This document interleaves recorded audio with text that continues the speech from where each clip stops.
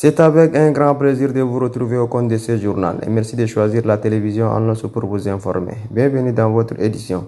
Le président de transition, président de la République, chef de l'État, général Mohamed Idriss Déby Itno, a accordé ce 8 juillet 2023 une audience au directeur général Afrique centrale du groupe Banque africaine du développement, Dr Serge Nguessang. Suivez le reportage de nos confrères de la présidence.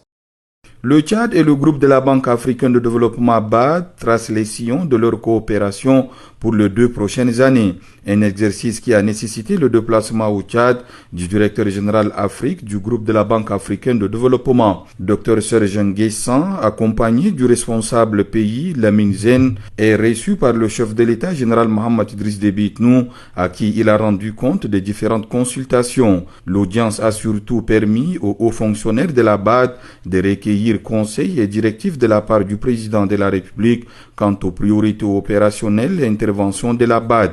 Des interventions qui, d'après Dr Serge Nguessang, ont un double objectif, soulager l'État et soutenir les grands projets du Tchad. Nous avons déjà un engagement au Tchad d'à peu près 225 milliards de francs CFA. Mais nous avons informé le chef de l'État que nous allons investir encore pour les 2 prochaines années. Nous allons investir encore à peu près 90 milliards urgemment pour pouvoir soulager l'État, mais surtout réaliser des grands projets qui sont soutenus par le chef de l'État. Nous avons parlé du projet du corridor sur la transaérienne, nous avons parlé des projets d'énergie, le Djarmaya, mais d'autres projets que nous allons lancer. Nous avons parlé des projets d'eau, surtout dans les zones qui ont besoin d'eau.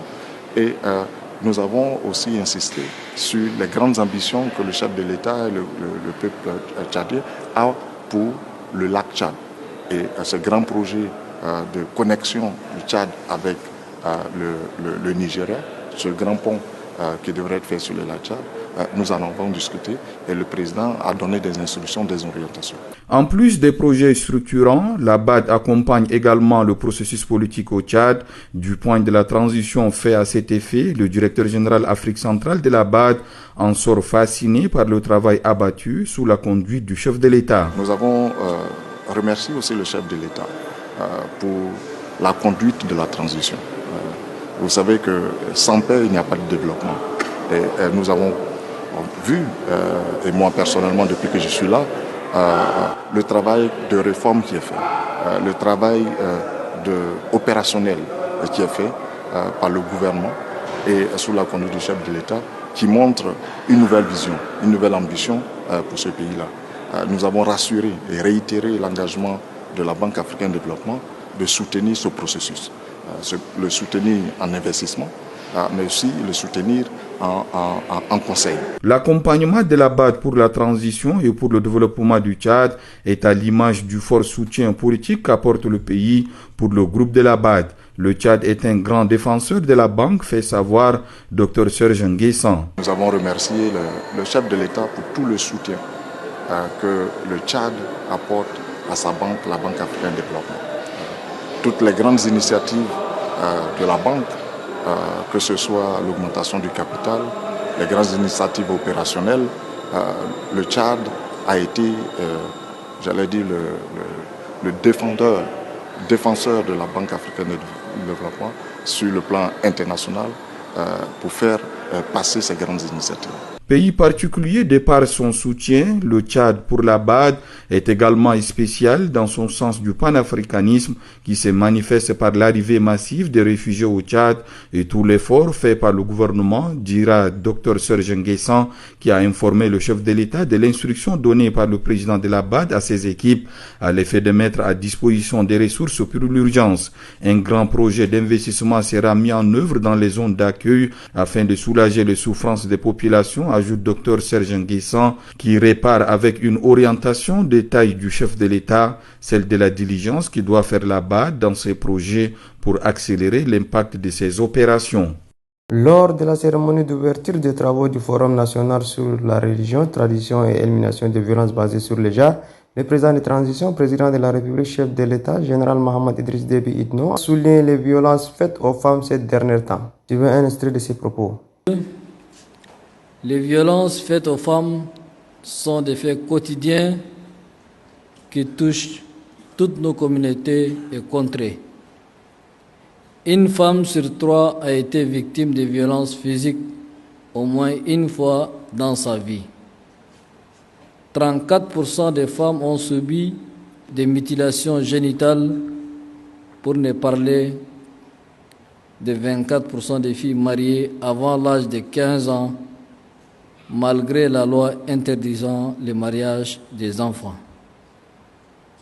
Ces derniers temps, il ne se passe pas un jour sans qu'une femme ou une fille ne subisse une quelconque violence de la part des hommes, qu'ils soient époux, parents, compagnons, sur la route ou même collègues de travail. Ces violences finissent malheureusement par des crimes et plusieurs cas d'assassinats atroces de femmes par leurs maris ont été enregistrés. Les formes et les types de violences faites aux femmes sont multiples, mais les 4 formes qui seront débattues par ces forums sont les plus récurrents et les plus répandus dans toutes nos communautés, à savoir les violences domestiques, le mariage des enfants, les obstacles à la scolarisation des filles et les obstacles à l'espacement des naissances. Dignitaires religieux, autorités traditionnelles. Toutes ces formes de violence à l'égard des femmes se passent dans vos circonscriptions, sont souvent commises par des personnes connues. Vous gérez ces cas au quotidien. Certains cas sont réglés à l'amiable sous votre supervision, sans en arriver aux institutions administratives ou judiciaires, et les auteurs ne sont pas inquiétés, perpétuant ainsi ce comportement et créant une jurisprudence. La population tchadienne est très attachée à ces traditions, à sa foi et dans la gouvernance communautaire de nos institutions sociales. Elle voue un respect total aux leaders que vous êtes. Votre statut et votre rôle dans la société représentent donc un atout important pour des actions de plaidoyer, de mobilisation pour un changement de comportement positif. Vous êtes également les mieux placés pour influencer au quotidien et de façon durable nos us et coutumes contre les violences basées sur le genre. Vous en avez le pouvoir. Et puis, cérémonie d'installation des membres du bureau conseil communal du 4e arrondissement du parti Union pour le développement et la démocratie URD a eu lieu ce 8 juillet 2023 au quartier Naga 1. Suivez le reportage de Moussa Mohamed.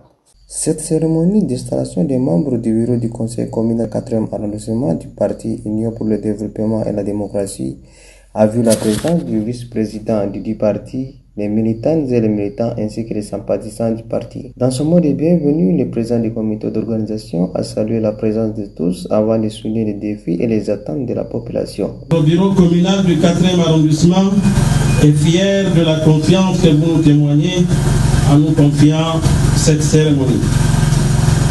Les défis et les attentes sont certes énormes, mais je suis persuadé que les membres du bureau communal du 4e arrondissement se leveront à la hauteur de la tâche accordée avec objectivité, visibilité et confiance.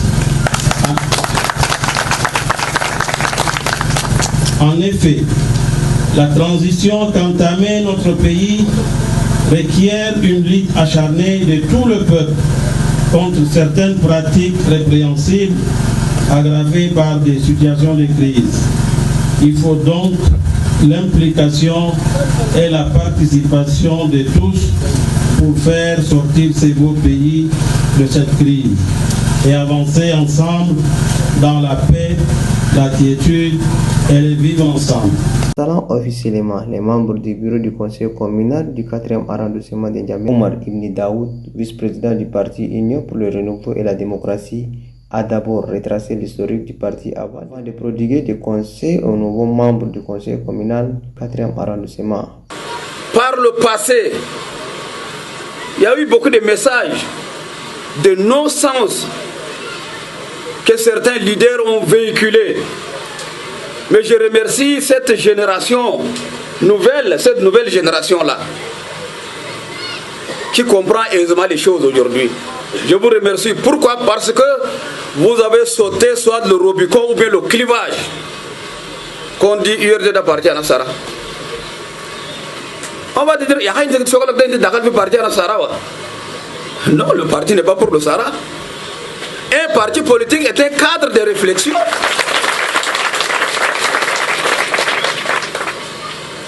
Vous, c'est dans ce parti que vous pouvez vous exprimer votre opinion. Maintenant, c'est à vous qu'on vient de vous installer, de vous battre pour cette unité-là. Le Tchad aujourd'hui a besoin plus de l'unité. Pour vous dire, vous devez travailler porte à porte pour laver ce mauvais clivage. Pour la refondation du Tchad, il faut qu'on soit unis pour être fort. C'est ça que je vous demande.